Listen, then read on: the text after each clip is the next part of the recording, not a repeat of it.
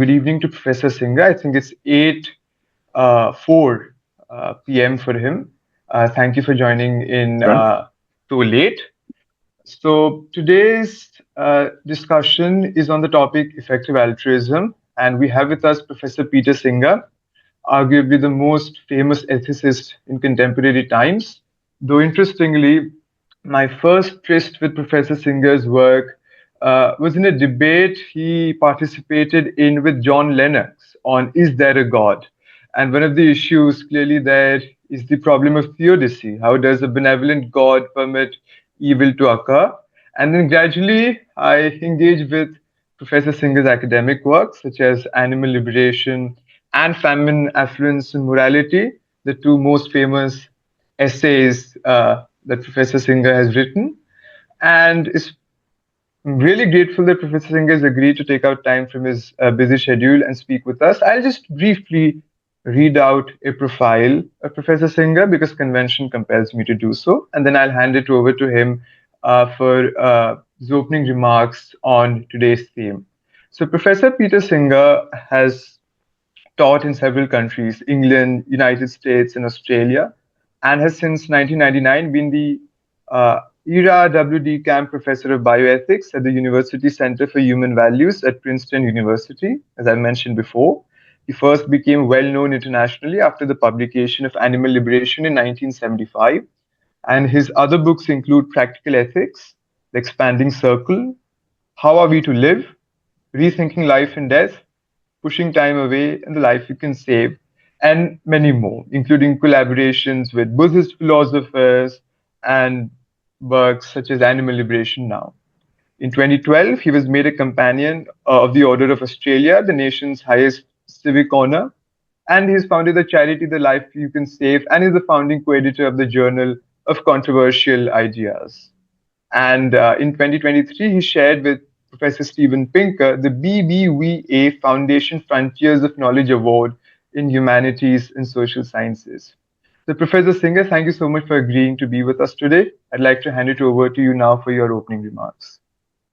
Thank you very much, Pushkar. And let me say, it's been quite a while since you first contacted me and asked me to do this. I think it was back in September, and it took a while for me to have time and to get this done, but I'm glad that we have finally been able to do it. So I'm speaking about effective altruism today, and I just want to give some introductory remarks about that, and then we will go to Q&A and discussion. I want to leave plenty of time for that. But you might say, well, what is effective altruism? And I think you understand what the two words mean, but let's put them together.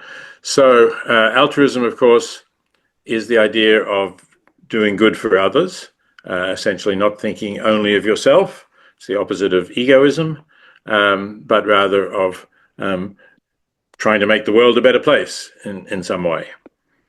And I've been an advocate of that for a very long time. The first article that I wrote relating to that was called Famine, Affluence, and Morality, in which this was actually written during the crisis which led to the existence of Bangladesh.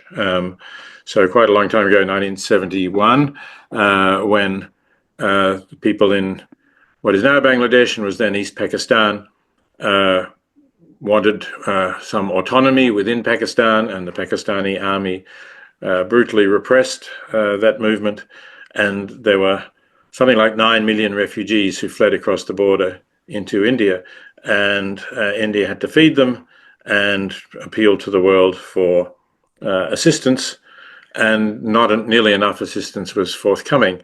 And I wrote Famine, Affluence, and Morality to argue that people in affluent countries, or people who are able, who have more than they need, should be using some of their wealth to help people who are much worse off than they are. And I'll come back to that in the context of effective altruism in a few minutes. But that's where I started talking about altruism. But the importance of adding effective to that, I had not really fully understood at that time, or I didn't pay sufficient attention to it, or perhaps I just didn't think that it was an important philosophical question. And that really was added only much more recently in the early 2000s by some students, graduate students at Oxford University, in particular Toby Ord and Will MacAskill, who had both read my original Famine, Affluence and Morality article and thought that that was right and that we should be doing more, but also thought that we need to know how to do the most good we can with whatever resources we have available for doing good. So we have different kinds of resources. Most obviously, many of us would have money. We have more money than we need to meet our basic needs. So there's a possibility of giving some to organizations that are helping people in extreme poverty. But there are so many different organizations helping people in extreme poverty. The question arises, which one should you give to? And the answer is the one that will do the most good with whatever you can afford to do. Of course, that doesn't tell you which organization it is. There's more research needed for that. But I will come to that in a moment. So that was the idea. But of course, it might be that you don't have money, but you have skills that you're willing to volunteer some of your time to help people who are much less well off than you are, or to do good in other ways.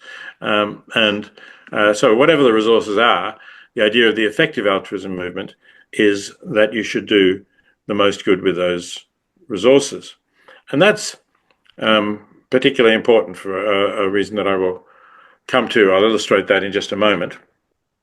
But of course, a further question, which is clearly a philosophical question, is when you say do the most good, what do you mean by good here? What values are you using to judge what is going to be more good than something else? And the effective altruism movement, which is a movement, it developed out of those ideas that Toby Ord and Will MacAskill had, and is now a worldwide movement with many people involved, particularly active online, discussing things with each other, but also in some local organizations, and often in university and colleges as well. They have student groups of effective altruists. So you might say, well, what do effective altruists mean by doing the most good? And there are diverse answers to that, because effective altruism is not like a religion which says if you are a member of this religion, you must believe these things. These are the core beliefs, and if you don't believe them, then certainly Christianity would say that if you don't believe certain things, you're not really a Christian. But effective altruism is not like that. There's no particular text that has canonical status, and different effective altruists have different views. But I would say there are at least 4 things which are pretty generally shared among effective altruists. The first is take a universal perspective. So if you're saying you want to do the most good, it's not just doing the most good for your friends or for people in your college or university or for people in your local community. It's doing the most good universally, wherever it is that it can happen. So it's, in that sense, it's a cosmopolitan movement. It's not a parochial or national movement or community movement. Okay, so that's one. 2, suffering is bad. So if we see someone, or doesn't have to be a human, if we see a sentient being capable of suffering, capable of feeling pain, then it's a bad thing that suffering is occurring. And so that's a fairly basic value, I think, that most effective altruists would operate with. And conversely, if suffering is bad, happiness is good. Many people would say reducing suffering ought to take priority over increasing happiness, and there's various reasons why you might think that. But even so, even if suffering does take priority, effective altruists would agree that happiness is good. So that's the third. And finally, premature death is bad if the life being lived is or probably could become one that is good or worth living. So effective altruists would not say that premature death is always bad. If someone's future is going to be filled with pain and suffering with no redeeming good aspects, then maybe premature death is a good thing for that person. But in general, premature death we think of as a bad thing. So those are the important common values that effective altruists would hold, let's say. And when we talk about doing the most good, you could understand it in terms of those things. So how might we reduce suffering? Well, just to go back to the article that I mentioned about people in extreme poverty, people who maybe don't have enough to eat, people who don't have shelter, and essentially can't meet their basic needs, as was the case with many of the refugees who fled from what was then East Pakistan. So the argument that I would make is that if we have the resources to help them, we should be doing something to help them. And in that article, Famine, Affluence and Morality, I used the example of seeing a small child in danger of drowning in a shallow pond. And you have the possibility of rescuing that child. It's not at all dangerous for you to rescue the child because you know that you can stand up in this pond. It's just that the small child can't. And just assume that for some reason, you don't know how this happened, there's no other adult around. There's nobody else who could rescue the child. But there is a cost to you if you rescue the child. The cost is you don't have time to take off your clothes, and you happen to be wearing some of your best clothes, your best shoes, because you were going somewhere where you wanted to impress people, somewhere special where you needed to dress up. So you will ruin some of your best clothes, and you will need to buy more. So there will be some financial cost to you. I would argue that it's still the case that you ought to save the child. That if you just say, oh, I don't want to ruin my clothes, so I'll ignore the fact that there's a child drowning here close to me, that would be a terrible thing to do. And over the years, I've asked many audiences if they agree with that, and overwhelmingly, often unanimously, but always overwhelmingly, they agree that that would be an awful thing to do. So that suggests that this is one of the things that we ought to do to help people in extreme poverty. And even if there's not an immediate crisis like the one that I mentioned, the worldwide situation is that we can help people in great need. That as of today, for example, the most recent figures that I looked at from UNICEF, the United Nations Children's Foundation, suggests that 4.9 million children die before their 5th birthday each year. That's something like over 13,000 dying every day. And that's mostly from poverty-related causes. So causes that we could prevent in many cases, and I'll come to one of those causes shortly. And we could find organizations that we could donate to who would assist that. So that's the analogy with the drowning child in the pond. It's something that is still going on. Now, then that comes to the question of, okay, so what about the effective part of this? How do we use our resources as effectively as possible? And let me give you an example of why effectiveness is really, really important in this area. It's an example that comes from Toby Ord, who, as I mentioned, was a graduate student who was one of the founders of the effective altruism movement. And he was interested when he thought about this issue, about how much good he could do over his entire lifetime if he lived modestly and gave the surplus that he had to the most effective charity he could find. And he could do a rough calculation because he was planning to become an academic. He knew what lecturers and senior lecturers and professors and associate professors earned roughly. So he could calculate how much he needed to live on and how much he would be able to donate. And then he looked around for what are the charities that he might donate to. And he looked at many, but I'll mention two that really show the contrast. One charity that you're perhaps familiar with is a charity that trains guide dogs to help people who are blind. So that seems like a good thing to do. If you have a well-trained guide dog, then a blind person can get around much better. They're helped by it, their life is better. So yes, donating to an organization that helps that trains dogs to help people who are blind seems like an obvious example of a good thing to do. But how good is it compared with other things you could do? So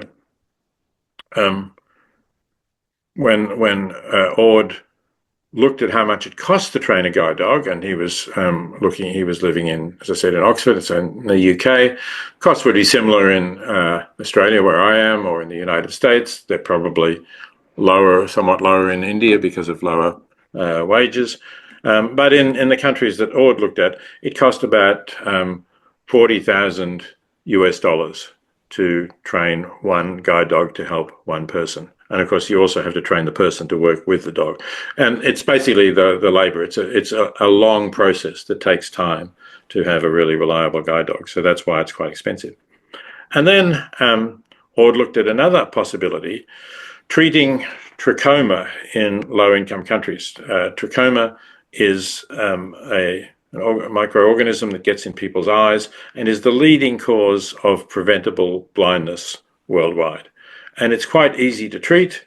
You can set up clinics to treat children, young people in countries where trachoma is prevalent, and you can eliminate it. If you don't do that, they will slowly go blind. It may take decades, but gradually their sight blurs and then they become blind. And it's very cheap to treat trachoma. At the time that Ord looked at this, and no doubt it's not quite as cheap now, it cost about $25 for preventing one case of blindness through setting up these clinics. So you can compare that. These are sort of comparable things, because on the one hand you're comparing a blind person getting a guide dog, and on the other hand you're comparing a person not going blind at all or seeing again. And you're comparing $25 with about $40,000. So you're talking about something like 1,600 people in whom you could prevent blindness for one person for whom you could train a guide dog. And I think that shows how important it is to use your resources as effectively as possible and to try and find the most effective organizations. So fortunately, around that time, some people were starting to study how much it costs to do various good things by donating to some of these organizations helping people in poverty. There are various organizations that have been assessed by a couple of organizations. One of them is called GiveWell. It was the pioneering organization in this field and is still one of the most rigorous. And subsequently, I wrote a book called The Life You Can Save, and people suggested I should set up an organization sort of advocating the principles of the book. And so there is now an organization called The Life You Can Save. You can go to thelifeyoucansave.org. And The Life You Can Save aggregates information about effectiveness of different organizations. So you can find a list, both at GiveWell and at The Life You Can Save, you can find lists of independently assessed organizations that are highly effective. And by the way, if you want to read my book, The Life You Can Save, you can also go to the website, The Life You Can Save, and you can download either an audiobook or an ebook completely free from that website. Okay, so let's move on.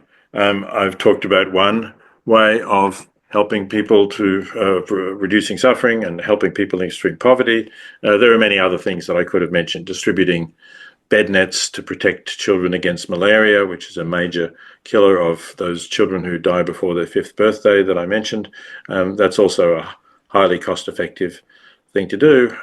But there's a whole lot of organizations. And again, go and look at The Life You Can Save, and you'll find different organizations doing different things. Some of them in India, by the way. We have an educational charity called Educate Girls, which has been independently assessed and seen as highly effective in encouraging girls in rural and villages in India to get an education, which of course will greatly improve their lives in a whole variety of ways. And actually, if you're interested in more about that, I co-host a podcast called Lives Well Lived that you can find on Spotify or Apple Podcasts or wherever you listen to podcasts. And quite recently, just a couple of weeks ago, we released an episode with Safina Hussain, who is the founder of Educate Girls. So you'll learn a lot more about the need to ensure that girls get an education in India and how you can assist Educate Girls. And incidentally, March the 8th, just a couple of days ago, was International Women's Day. So that we released the podcast episode just before that date. Seemed appropriate moment to do it. Okay, but I did want to talk about another way of reducing suffering, and that's reducing the suffering of non-human animals, particularly non-human animals in intensive food production, in industrial agriculture. And there's an enormous number of animals who are produced in these conditions. And even if we just look at vertebrate animals, not look at things like crustaceans or anything that sort, or octopus, but we look at vertebrate animals, the total has been estimated at around 200 billion animals produced and killed every year. And that's not including wild-caught fish, which would increase the number much more. It's just the animals that essentially we raise. And that means we crowd them together because the vast majority of them are extremely crowded. You might have seen video of how chickens are raised, for example, in huge sheds where, at first glance, it looks like the shed has a big white carpet over it because it's just packed with white chickens. And pigs also very crowded together, and fish as well is extremely crowded. They're in water, obviously, but they're still very crowded. And in all these cases, really, there's no concern for the well-being of the animal beyond trying to ensure that the animal survives to the point where it's large enough to be sold, to be marketed. And even that, these industrial farms are based on the idea that some of them will die, though they're very young animals, from the conditions. You could reduce the death rate by improving the conditions, but then you would produce fewer animals for the capital cost of the buildings that you house them in. So it doesn't pay. So they just accept, for example, with chickens, generally a death rate of about 5% is accepted, even though the chickens only live 6 or 7 weeks before they're sold. So reducing factory farming is, I think, one of the major ways in which we can reduce animal suffering. I know that India, compared with most other countries, has a large number of vegetarians, which is certainly a good thing. Although, if you eat eggs, for example, and your eggs come from hens kept indoors in very small wire cages, as they often do, you're still contributing to a lot of animal suffering. So that's why many people become entirely vegan rather than vegetarian, or if they do eat eggs or dairy products, they try to ensure that the animals are not kept indoors in these very small spaces. And so, the way you live can be part of that, but also you can support and both donate to and advocate for better treatment of animals. And I know that there are many organizations in India that are doing that. I'm actually on the advisory council of FIAPO, the Federation of Indian Animal Protection Organizations. And I think there's lots of ways that you can be an effective altruist by thinking about non-human animals as well. So those are two important issues. There are others. Some effective altruists are concerned about existential risk, which is the risk of our species becoming extinct. and trying to reduce that risk. There are various different kinds of risks, of course, of extinction. But I think I've talked long enough, so I'll stop at that point. And if people want to ask me about any of these things, including existential risk or any other possible causes that they think it might be effective ways of doing good, I'll be happy to do my best to answer those questions. Thank you very much. Thank you very much, Professor Singer, especially for the fact that you moved on to discussing animal rights as well, because part of me was thinking that if you didn't take up the issue on your own, I'd raise the issue as my first question. The chat box is open to everybody, so they can send in their questions in the chat box. If they switch on their cameras, I might as well unmute them and ask them to verbally ask the question. Yep, absolutely. But as a preliminary question, until people collect their thoughts, my introduction to philosophy has been through the works of Sir Anthony Kenny. Academic philosophy. I remember reading his history of Western philosophy, other than the scattered articles that I read by Bertrand Russell or by you. And he has written in one piece that foundationalism is a self-defeating idea. Yet, when we talk about worldviews such as, say, ethical altruism, there are certain axioms that we go ahead with and reason on the basis of that. How can we discern whether something is really axiomatic rather than being a very shaky presupposition? And how have you tried to convince people of the fact that the axioms of ethical altruism are the most reasonable amongst the ones that have been discussed in the realm of ethics? Right. Well, thank you for that question. Of course, it raises many deep philosophical questions. I don't agree with Anthony Kenny that that foundationalism is a mistake. But it would take some time to go into that. But I don't.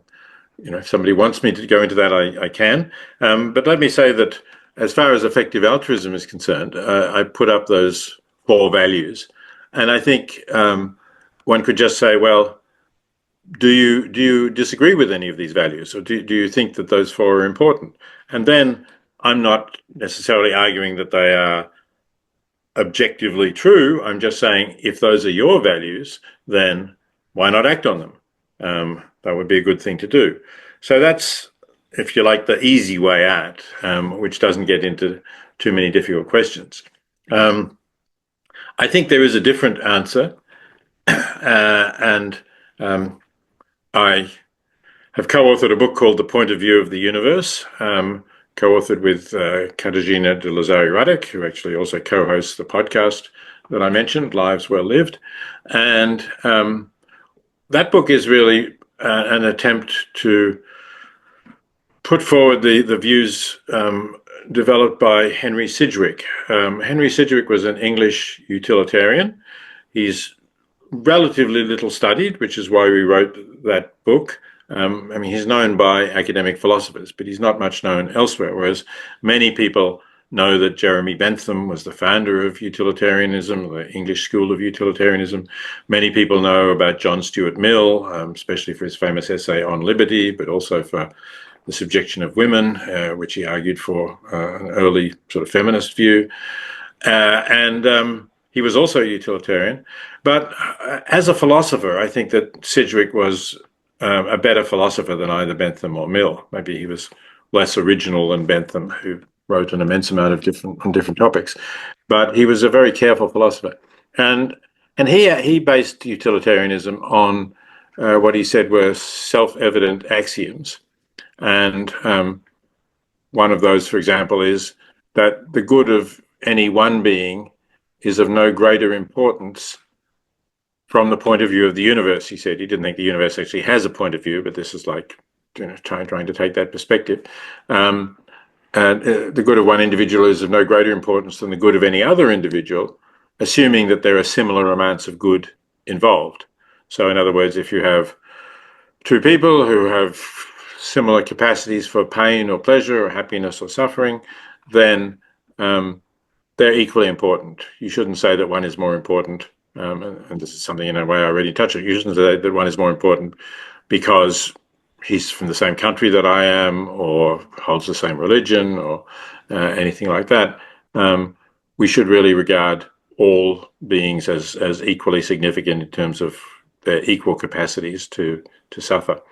And Sidgwick argued that we can see that that's an axiom, because if we think carefully about it and we try to put aside certain prejudices that we may have, its self-evident still remains. It strikes us as self-evident, and when we think carefully about it and calmly, we can't really deny it. So, that's a claim that Sidgwick made, and that Katarzyna and I try to defend in the book, The Point of View of the Universe. Whether we succeed in defending it, obviously, is an open question. A lot of philosophers may think that we are not successful. That's the nature of philosophy. They're always trying to suggest, that there find holes in arguments. But we think it's a reasonably plausible case. So if you really want to see how I would defend foundationalism, you should have a look at that book. Right. Thank you very much, Professor Singer, for that response. And in the meanwhile, I have there are a lot of questions, and I'm glad that there are. I'll first go with the questions which will be verbally asked, and in order of their intimating me, we'll first have Animesh. Let me just unmute him here. Animesh, I've sent you an unmute request. Hi, am I audible? Yes, go ahead. Hi, sir. I can Good hear evening. Yes, sir. Good evening. Before I begin my question, I would just like to preface it by saying, by personally thanking you for your contributions in this particular field, because your works, although it's through a secondary source, have been quite influential in my own journey towards vegetarianism. Even so, I would like to ask you about your opinion on the consumption of eggs, specifically how you would juxtapose that with the consumption of other dairy products. Because if we were to go by the argument of effective altruism that you just put forth, indeed, the suffering that is induced by the consumption of an entity that hasn't yet come into life, but prevents it from living a full life, versus the suffering put forward by the suffering induced by hurting an animal but not taking its life, could be juxtaposed in two contrasting tenets of effective altruism. And in India, at least, I believe the argument for effective altruism has a somewhat interesting parallel in the doctrine of ahimsa, which is very well engraved in our civilization ethos. But we generally tend to value a lacto-vegetarian diet over, say, a diet which consumes eggs but does not consume dairy in whatever capacity. So if you could share your views on that, that would be amazing. Yes, thank you. That's an interesting question, of course, and from a different perspective. So let me say something first about eggs and then something about dairy. The eggs that you eat, if you are eating eggs that are produced commercially, would never become alive because they are not fertile eggs. There is no rooster among the hens. So it's not that you're preventing a life coming into existence. And if nobody were to buy these eggs, then obviously the commercial egg producers would be out of business. So it still wouldn't be any kind of life there. Now that's just, that's a fact about the eggs that people buy, unless there's somebody who runs some chickens and keeps a rooster with them, which, a few people may do. But it's certainly not going to be the case with eggs that you buy anywhere. So that's one thing. The second is, suppose they were fertile, would it then be a bad thing to prevent them having a life? Well, in my view, no, because they are not sentient beings at the point when you eat the egg. So they are potentially sentient beings, but they are not going to suffer in any way. It's simply that they will not come into existence as sentient beings. They are in existence in some sense as a small organism, but they are not conscious beings. And for me, what is important is that beings are conscious, that is, that they are capable of experiencing either pleasure or pain, suffering or happiness. So the embryo in the egg can't do that. And this, I think, is also relevant to the discussion of abortion, which I think, when carried out before the fetus is sentient, is also not really a problem. But I would also consider that, again, the sort of counterfactual. If people did not eat eggs, would there be a life? Well, no, still not, because if people did not eat eggs, there would be far fewer chickens in the world. And so the chickens who have laid the eggs that you're eating would not have existed. So it's not as if you're actually meaning that there are fewer happy lives of chickens, if indeed chickens have happy lives, which of course the overwhelming majority of them, as I was saying, don't, because they're in factory farms. So that's why I think if the chickens have had good lives, there's not really an ethical problem in eating them. But it's not as if I want to encourage you particularly to eat eggs. I think there's a good case for saying that it's better to be vegan completely. But I think actually, if you eat eggs from chickens from hens who are able to go outside and range around in the grass and in a normal sized flock, not 20,000 birds in cages in a shed, but maybe 50 or 100, or even somewhat more than that, but able to range around on the field or scratch in the dirt and find insects and so on. I think that's not, it's not really causing a significant amount of suffering. And if you wanted to eat eggs, I wouldn't really strongly object to that.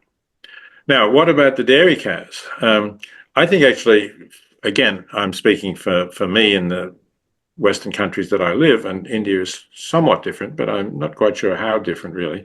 The dairy industry relies on making cows pregnant every year, because cows are mammals. They're like humans. Human females do not give milk just without having a baby. They only give milk once they've had a baby, and the milk evolutionary function is, of course, to feed the baby, and the evolutionary function of a cow's milk is to feed a calf. But if you keep the calf with the mother, there's not very much milk left over, and so commercial milk producers take the calves away from their mother within hours of birth in the first day. And what happens to the calf? Well, if the calf is a male, it will be killed. If the calf is not a male, and it may be sold for veal or something like that, sometimes it'll be reared on for meat, but it's not, a dairy calf is not the same breed that you get a lot of meat from. So typically that's why then they're usually not allowed to continue to live. So that's really one objection to the dairy industry.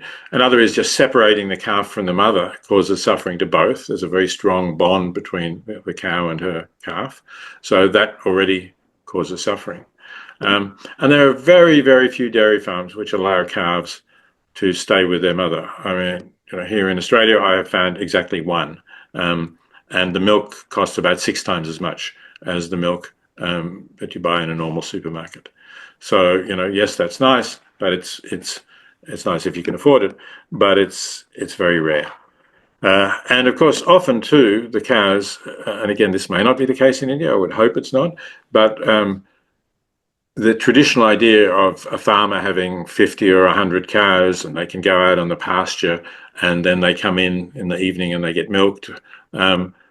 That's a very small proportion of commercial milk production in industrialized countries. They've mostly been replaced by cows that are in barns, often tied up in their stall, don't go outside, or not as part of their daily routine. Maybe when they're not giving milk, when they've got to be made pregnant again to give the next batch of milk, they might go outside.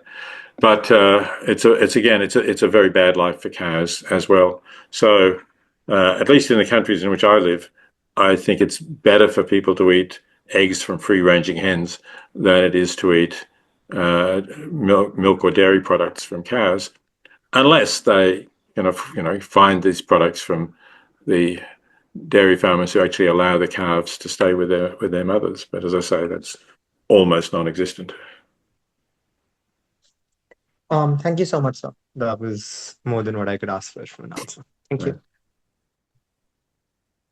Right. So the second person who wants to verbally ask a question is Aishwarya. Aishwarya, I'll ask you to unmute to see if you can go ahead with your question if you're still here. Yes. Thank you, Pushkar, for allowing me to ask my question. And I'm really thankful to Professor Peter, because I was having this question since my graduation days. I have completed my master's. There's something that I always thought when we speak of animal suffering, especially in Indian context, when you're talking of altruism or effective altruism, to say that way. So, especially in South Asian landscape, where the food habits of people very much derives its historical roots from the idea of purity and impurity, sattvic, tamasic, rajasic, as we call it in Indian philosophy. So, the philosophical question for me is that if as an effective altruist I advocate for veganism or say vegetarianism, then in a broader aspect, it also coincides with the Brahminical idea of not consuming certain kind of meat. So for example, if a caste privileged person um, makes a decision of going vegan or adhering to vegetarianism, how does effective altruism dissect and see the role of purity and impurity and the Brahminical philosophical tenets that often intersects with the societal culinary habits of South Asian landscape, especially? So this is the complex intersection that I would like to understand and see if we can take the conversation maybe in this direction also. Yeah, thank you. Well, thank you for that very interesting question. I put up those 4 values that effective altruists hold. That's not total, obviously. As I said, effective altruists are a diverse group, and some of them will hold other values. Some of them will be from South Asia, and they may hold values of purity. Some people not from South Asia, of course, may also hold some of these values of purity, but they're not. I would say they're not. That's not a value that's particularly prominent in the effective altruism movement. So the sort of blunt, but I think probably truthful answer to your question is that very few effective altruists would consider purity as a value in itself. They would see purity as an instrumental value in some respects. So, for example, you want to drink pure water rather than polluted water, obviously, and that's a kind of purity. But purity in food and in food and water, I think most effective altruists would say that's an instrumental value to remain healthy. And exactly what the concepts of purity are, of course, would vary from culture to culture, and some of them would be related to remaining healthy, and some of them might be of a quite different kind. So I'm not sure whether that's a satisfying answer to you. And you could, of course, construct a form of effective altruism in which you gave some weight to purity, and you would then have to balance that weight against suffering. And if, in fact, in food consumption they actually harmonize well, then that would be an easy thing to do. Maybe in some other cases they would not harmonize so well. But it's an interesting and different perspective, and I think it would take I would need to know more about the Brahmanic tradition of purity than I do to really give you a well-informed answer on all of those aspects. If I may just contextualize Aishwarya's question in case you'd like to go ahead and do it, it's that there wasn't an explicit marginalization of, say, certain groups which engaged in practices which were deemed to be unpure. For instance, if I take an example from history as a history student, there is work, say, by Divya Cherian recently, which really talks about how consumption of alcohol or meat eating were social practices which led to certain groups being pushed down the social hierarchy, sort of as a way to say punish certain forms of behaviors. And this is a, a paradigm of, say, stratification which persists even today in South Asia, where people sort of insist that the consumption of meat brings about, say, religious sin, and therefore groups or people who are associated with it are to be somehow punished. So this is one issue which comes up when we discuss vegetarianism, not veganism, but religious roots of vegetarianism in South Asia. And I think Aishwarya was really asking how effective altruists would view such issues while, say, advocating for veganism. Oh, I see. So, okay, maybe I didn't really understand that context. Effective altruists, as I say, will take a universal perspective, and they would not wish some groups to be given an inferior status because of particular practices. Now, they might think that some of those practices are in fact harmful. Certainly meat eating from factory farmed animals, they would see as harmful. But still, they would not want to see a whole caste of people given less significance. So essentially, if the caste system means that we are less concerned about the well-being, about the happiness or the suffering of particular people because of a particular caste, that is something that would be contrary to that universal perspective that I mentioned, and also, of course, contrary to the idea from Henry Sidgwick that I mentioned of taking the point of view of the universe and every being's well-being counts the same if they have similar capacities for well-being. So to that extent, yes, we would not want to regard people as having a lower status because of their involvement in meat, and we would not want to see the advocacy of veganism or vegetarianism as implying that it's justified to give less weight to the interests of those who are engaged in those practices.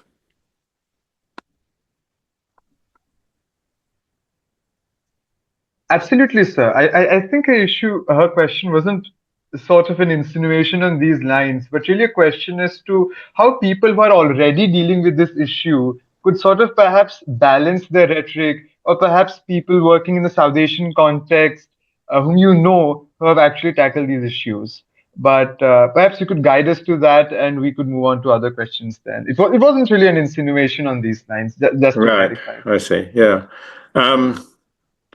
Look, I can't think of off the top of my head of particular people who would guide you on exactly those kinds of issues. But if you want to look at general guidance on why we should be vegetarian or vegan, I think there's quite a lot of books on that, and I myself wrote a short book called Why Vegan, which is actually a collection of some of my essays. It's a very small book published by Penguin, which gives different reasons. There are also, of course, environmental reasons for being vegan.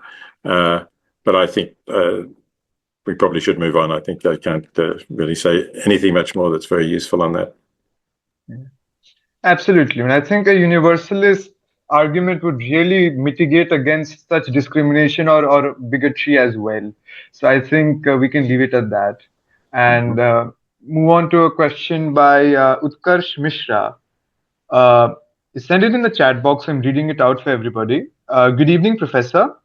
In our way of prioritizing charities, which may be efficient in their ways of doing their work, how can we not compare their works and prevent the use of hedonistic calculus, which has already been ridiculed for, say, calculating, in quotation, good that someone does?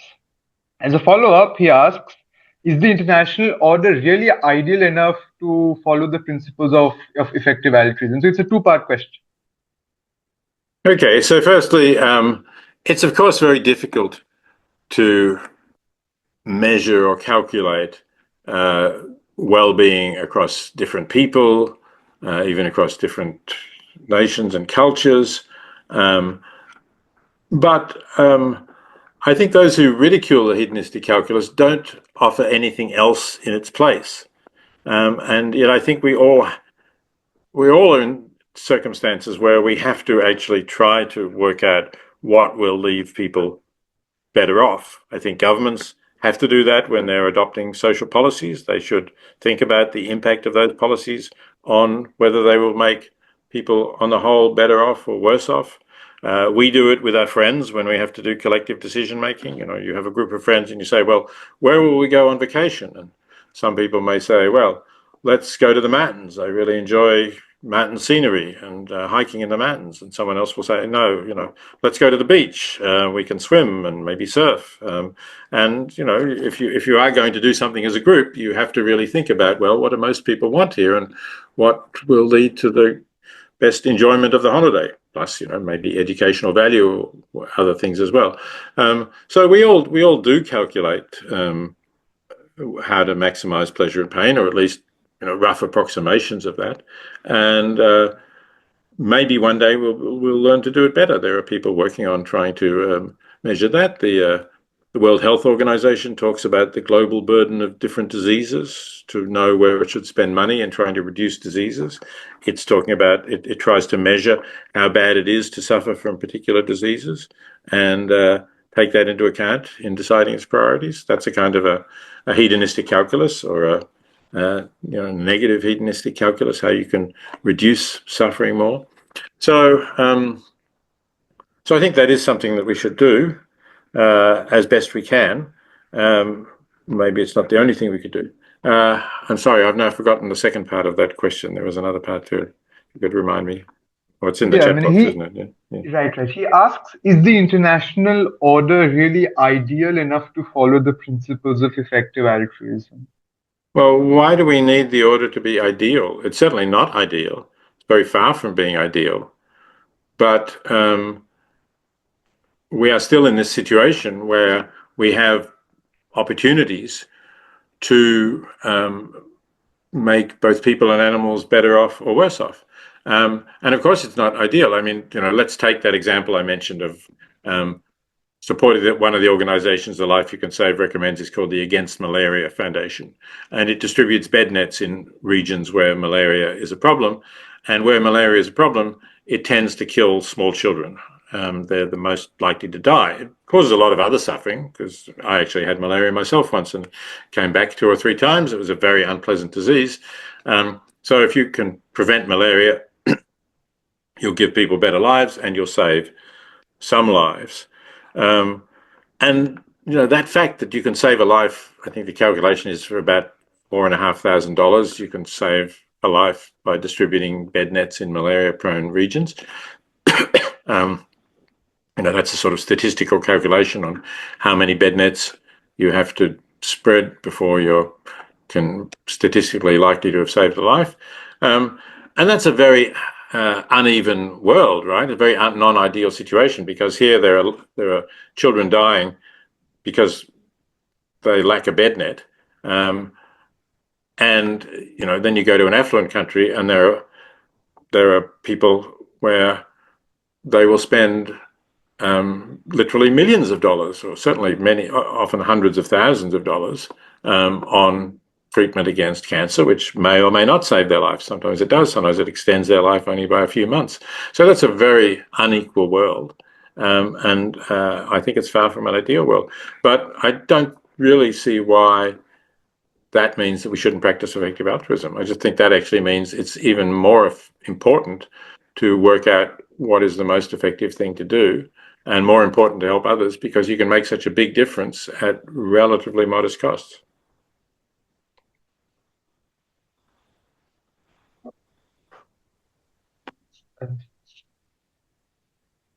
Thank you, Professor. I think in a way, effective altruism is also a way to prevent us from blaming structural issues as a reason for us not doing what ideally is in our hands. And I think that was at least the crux of the opening remarks that you delivered. And on this note, there are two people who want to verbally ask a question, Anshu and Keshwaditya. Anshu messaged me first, so he'll go now and then Keshwaditya. Anshu, please go ahead. So Professor Singer, there's this book called God, the Good and Utilitarianism, published by Cambridge University Press, Perspectives on Peter Singer's work, right? And in that Yes. work, you're right. And in that work, Charles C. Camosy sort of argued that utilitarianism often assumes a God's eye perspective, in the sense that moral agents are sort of supposed to expected to predict and quantify the consequences of all possible sets of action. So my question to you is that, considering the fact that human beings are infallible to certain problems, faults, and the fact that there are oftentimes unintended harms from well-intended motivations as well, how can utilitarianism as such rely on this cost-benefit analysis of effective altruism? If you can shed some light on that perspective. Well, again, I would say, what's the alternative? Should we just ignore the evidence that we have? No, the evidence is certainly not infallible. I agree, and it might well be that one recommends something. Will MacAskill has written a book called "Doing Good Better." Has an example of what was a popular thing that people raised money for, was to provide wells for people who needed water, and to get the water up, they had this kind of play wheel, and the idea was that children would, it's like a little merry-go-round thing, the children would push the wheel around and spin around on it, and that would pump up the water, and so the children would have somewhere to play, and the adults would not have to pump the water because it would all be pumped by these children playing. Well, it's a great idea in theory, but when people built some of these things and then followed them up a year later, they found that children had got bored with them and weren't doing it anymore. And so the adults were having to push this play wheel rather than a simple hand pump. And that was actually more work for them than it was. So yes, things can certainly go wrong, but we learn from those mistakes. And one of the great things about the effective altruism movement and the assessment of different organizations is that I think organizations have become more open in admitting their mistakes and in learning from them. There was actually an organization called Evidence Action that at one point raised money for a pilot program. Again, this was in Bangladesh, actually, to help seasonal workers be able to migrate to the areas where the work was, so that instead of not having work for several months of the year, they would be able to earn money all year round. And this, on the pilot scheme, this looked like a good thing to do.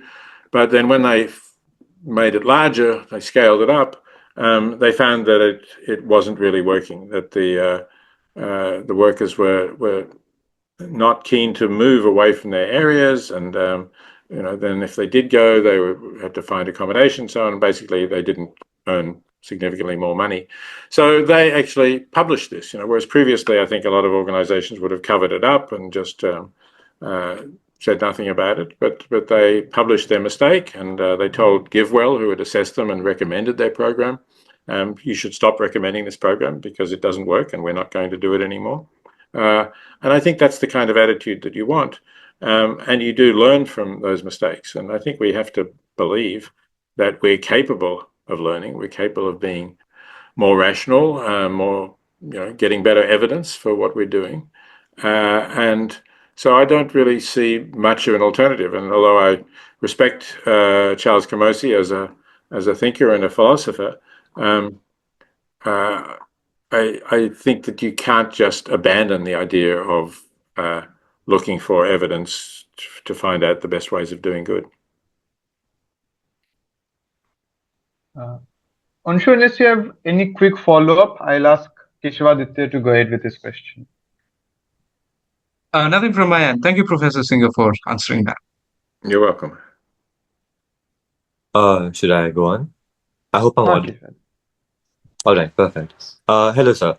So my question is, generally speaking, effective altruism operates on this assumption, right, that certain groups or people are in greater need, right? And that these resources should flow from those who have more to those who have less. It's a very general concept. But for example, when you see someone like Michel Foucault's work on power and discourse, for example, he would say that framing certain communities as in need of aid would create a sort of self-reinforcing hierarchy, where then the donor would hold implicit authority over the recipient, right? So, at what level does effective altruism risk sort of entrenching paternalistic relationships rather than actually creating to autonomy, right? So, my fundamental question is there a risk that this necessitation of efficiency reinforces historical patterns of dependency towards sort of groups of marginalized people? Well, I mean, is there a risk? There may be some risk of that, yes. But again, what is the alternative? The alternative is that we don't assist marginalized people, and they, either they die at a higher rate and live shorter lives, which is often the case anyway.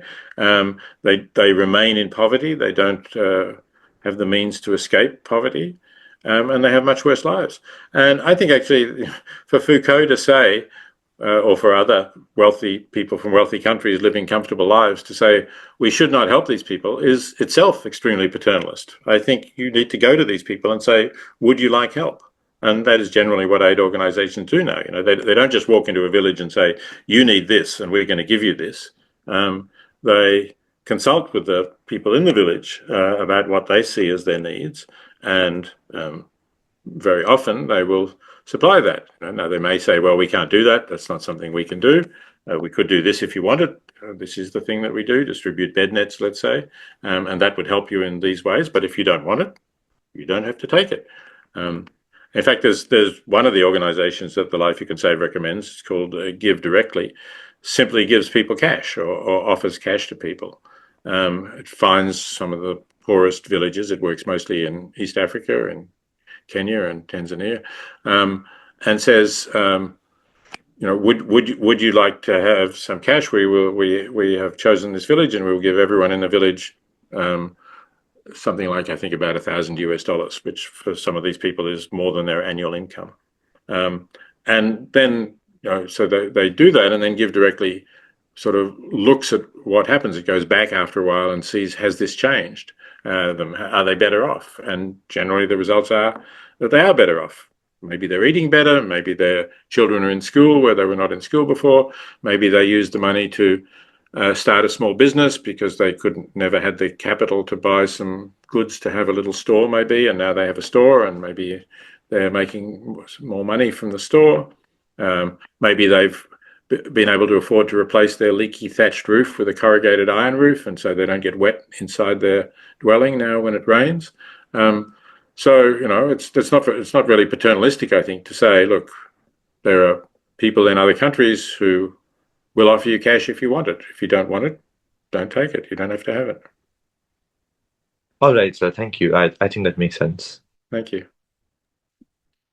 And since Keshwaditya mentions Foucault, and they have this question on postmodernism, I think I'll sort of paraphrase it with a couple of other issues that I had, because I know that we're already past the 1 hour mark and should really be converging towards the end of this discussion. Professor Singer, I remember as a schoolboy reading your Oxford very short introduction on Karl Marx. And towards the end of that book, you mentioned Karl Popper and sort of how such grand solutions, are alluring, but not really feasible.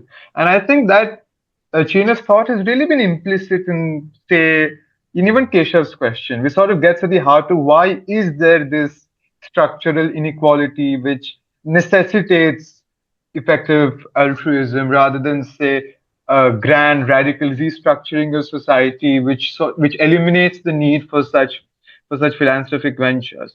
There's another part that I found interesting, wherein you talk about about human nature, and I know that you have done episodes with Steven Pinker, and I think you know Professor Dawkins pretty well as well, and they bring in their perspective from ethology and evolutionary psychology to say that this sort of blank slate idea which people adopt in rejection of, say, more Darwinian notions. I think you've written in favor of a Darwinian, of, say, the left also adopting a Darwinian notion, is a part of a much broader issue on how we deal with human nature and the good that we really can do feasibly given practical constraints. So I think if you would sort of respond to this theme, it would really sum up a lot of the issues which at least the youth and their cynicism seem to harbor.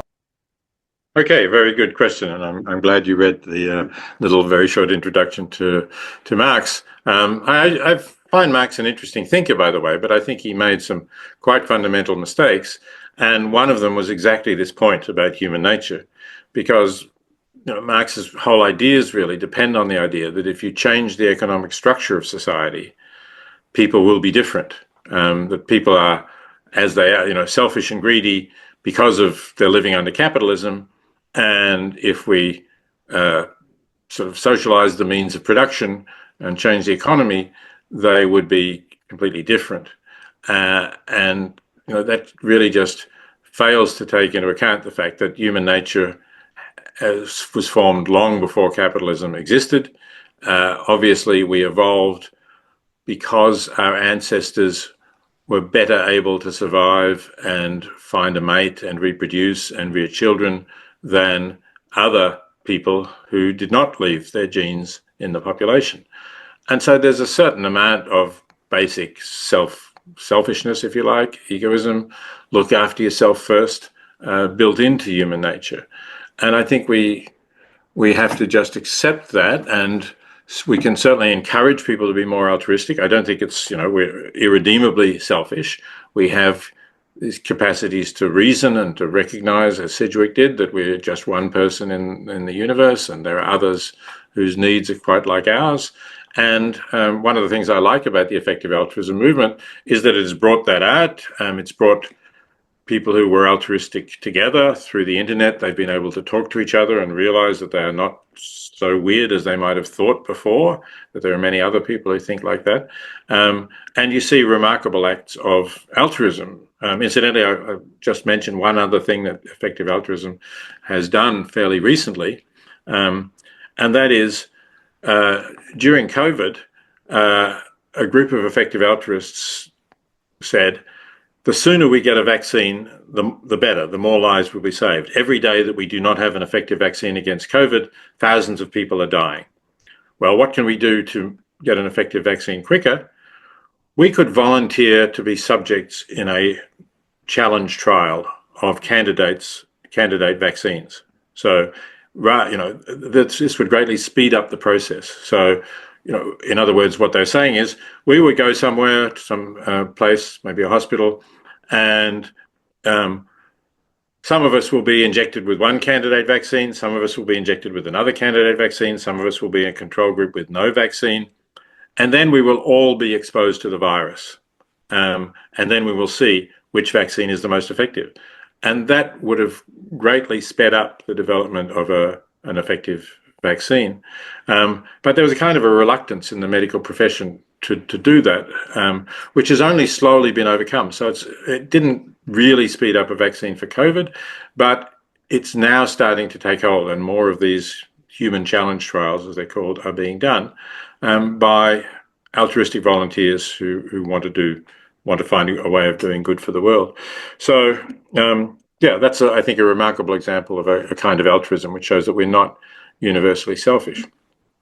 But let me get back to your question about whether effective altruism is sort of going for incremental change rather than the much broader structural change, even revolutionary change, some people would say, that we need. Well, certainly effective altruism is typically going for incremental changes, like reducing deaths from malaria in one area, preventing blindness in another, and various other things. But effective altruists can be political. There were certainly effective altruists who talked about the effectiveness of political donations to try to stop Trump becoming president. Obviously did not succeed, but if somebody gives an effective altruist a story and says, look, here's something on a large scale that could be achieved if we had more resources, then the effective altruist will say, okay, let's look at the evidence that more resources would make this more likely to be achieved. Let's look at the amount of good that would be done or the amount of suffering that would be prevented. And if you're convincing, then that's something that an effective altruist could do. So there's nothing in effective altruist itself that says we are only going to look for incremental change. It's just that you need to make out the case for a larger change. And when you're talking about a really large change, right, when you're talking, it occasionally happens to me, I give talks on this topic, and somebody stands up and says, the reason we have poverty in the world is because we're living under an international capitalist world order, and we need to overthrow capitalism to end poverty. And my response to that is, well, firstly, I'm not sure that that is the reason or the only reason. I'm sure it can be a factor, but there certainly was poverty long before there was capitalism, and one could argue that capitalism has greatly reduced poverty by enabling more productivity, enabling innovations and ideas to be used that assist people. But even if you accept that argument, the further question is, well, further two questions. One is, okay, how are we going to overthrow capitalism? Because capitalism has been extraordinarily resilient. It survived. Marx thought that capitalism was going to collapse in his own lifetime. There was a big depression, I think, in 1859 or something, and he thought this was going to be the end of capitalism. Obviously, it wasn't. And then capitalism survived a depression in the 1890s, and then it survived the depression in the big depression in the 1930s, of course, and it survives further recessions. So it seems to me extraordinarily unlikely that we're going to get rid of capitalism well, certainly not in my lifetime, but even unlikely that we're going to get rid of it in your lifetime. And secondly, what are we going to put in the place of capitalism? Right? We can think of ways a better, fairer, more just society than a capitalist one, but how is the economic system going to work if it doesn't allow incentives in terms of monetary reward to people who produce things that people want, for example, produce them more cheaply than other things?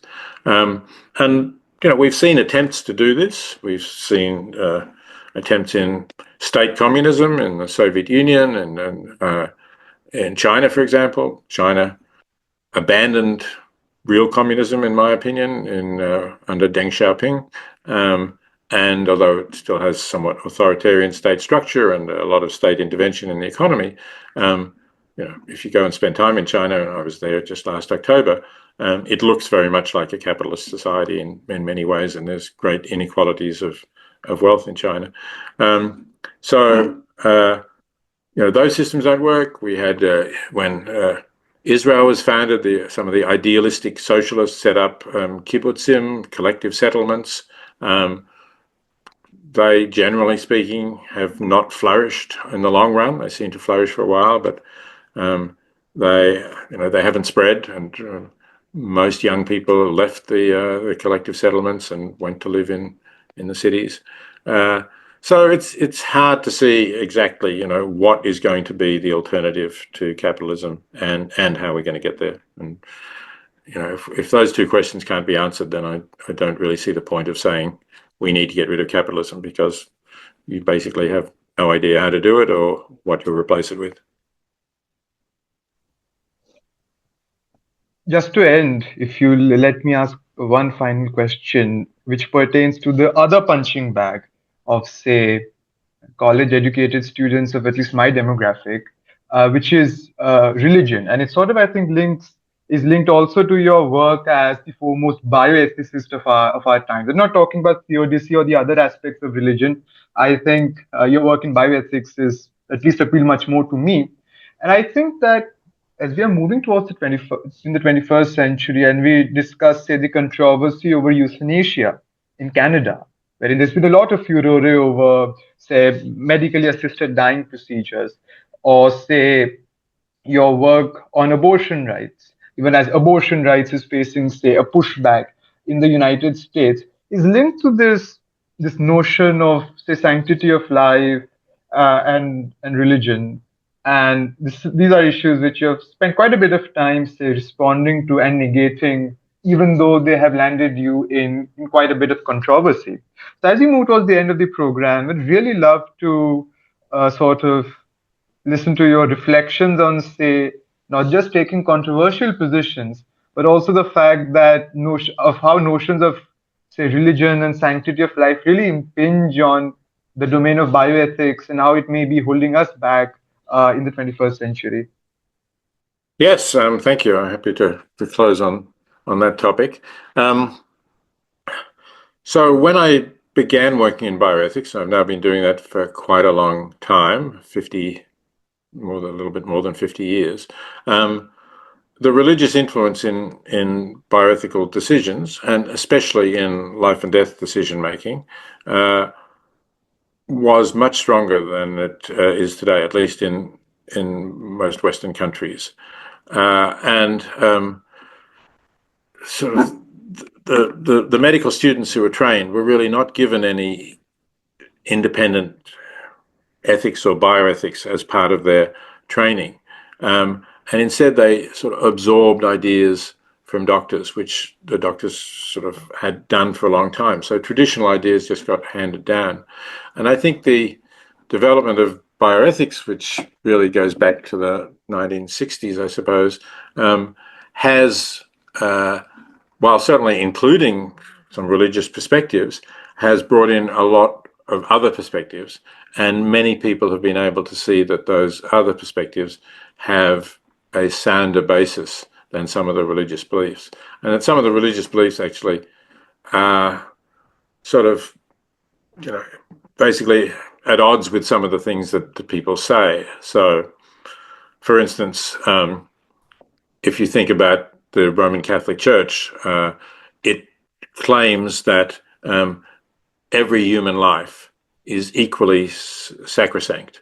And therefore that would seem to imply that we must do just as much to preserve any human life as any other. Now, as I said, in one sense, Sidgwick agrees with that, but he said, provided the capacities for happiness are similar for something that is worthwhile. If you have a baby born with one of the conditions that I've written about is a condition called anencephaly, which essentially comes from a Greek word meaning no brain. Now, it's not quite true that an anencephalic infant has no brain, but it has no cortex. What it does have is a brain stem.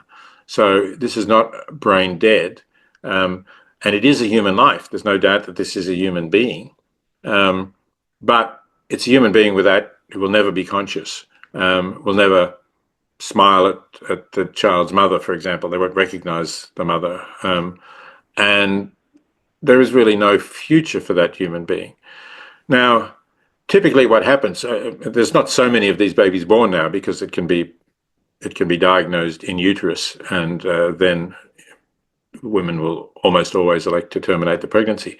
But when it is born, what are you going to do? Do you really want to say this is a human being, so we must preserve the life of this child as long as we possibly can? Well, interestingly, even the Roman Catholic Church doesn't say that. And in Roman Catholic hospitals, I've been to ones and I've taken my students to them, and the Roman Catholic chaplain has said, well, we don't have to use extraordinary means to keep the baby alive. So we can withdraw the respirator, let's say, if the baby needs a respirator to breathe, and the child will die. So essentially, they're saying you're not killing the child if you knowingly turn off the respirator that is keeping the child alive. But obviously you're not giving equal value to that life that you would give to the life of a child who temporarily needed a respirator, but had the potential for a future like yours or mine. So I think there is a lot of these contradictions in religious teaching when they try to adjust it to make it more humane seeming to the world, or to make it not produce absurd results when we have medical technologies that can keep people alive, but where it's clearly pretty pointless to keep a child alive. And I think that understanding has spread. Now, you mentioned the question of medical assistance in dying or euthanasia. It's interesting how that has spread over the period of again, that I've been working in bioethics, because when I started writing about this issue in the 1970s, there was no country in which that was legal. And now there are many countries in which either euthanasia or medical assistance in dying, and for those who don't know the distinction, with euthanasia, the doctor may give you a lethal injection on your request. I'm talking about voluntary euthanasia, and you will fall asleep and die. And with medical assistance in dying, a doctor may write you a prescription for a drug, which, if you take the drug, you will fall asleep and die. So the results usually are just the same, but you have to take the drug in the case of medical assistance in dying. And that has passed in more countries than voluntary euthanasia, because people seem to think maybe that's some kind of safeguard against doctors killing people. But anyway, if you look at what's happened, it started in the Netherlands. They legalized voluntary euthanasia, then in Belgium and Luxembourg. And then several states in the United States legalized medical aid in dying: Oregon, Washington, California. There's now, I think, 12 or 14 of them, New Jersey, Massachusetts, many others, that have legalized medical assistance in dying. The whole of Canada has it legal. Actually, virtually all of Australia, all the states of Australia have it legal. I think it's just the Northern Territory, which has a population of maybe 200,000 or something, is the only part I think that doesn't. And a number of European countries, including traditionally Catholic countries like Spain and Portugal, have also legalized it. Colombia has legalized it. So it's really interesting that it spread, and I think it spread because people realize that they want it. We all have to die, but we don't have to suffer a lot before we die. And especially if we're terminally ill and we know we will be suffering and we will not recover to a better state. Many people say, well, I want to die when I choose, not when the disease chooses. So it's an interesting example where I think, despite religious opposition that has happened, especially Roman Catholic opposition, at least in Western countries, despite that, I think it's spread, and I think it will continue to spread. I think that's indeed a fantastic note to end on, Professor Singer. It's very difficult to discuss the entire expanse of such a prolific career in philosophy, but I think we have done our best to do so, and I've noticed that we are eerily close to the 90-minute ceiling that we had set out at the beginning. Thank you very much for allowing us to stretch this discussion to that length. And I'm sure that all of us will cherish this opportunity very much. Thank you so much, sir. Thank you. You're very welcome. Thank you for setting it up. I'd like to thank all of those who participated, and of course, especially those who asked questions. You had many interesting questions and many different perspectives. So I've enjoyed that. And thanks all of you for taking part.